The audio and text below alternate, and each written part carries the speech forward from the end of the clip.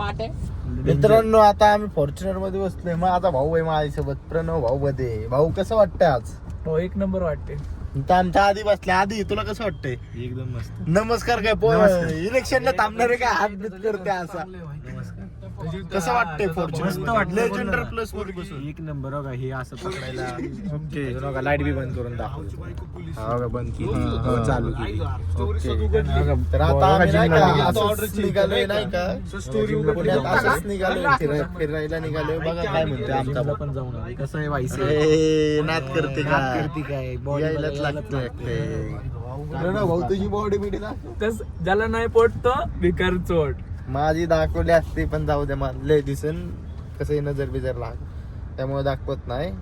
प्रेम शेट, आता आम्ही प्रेम शेट. चाललोय बघू कुठं तरी जातो आता.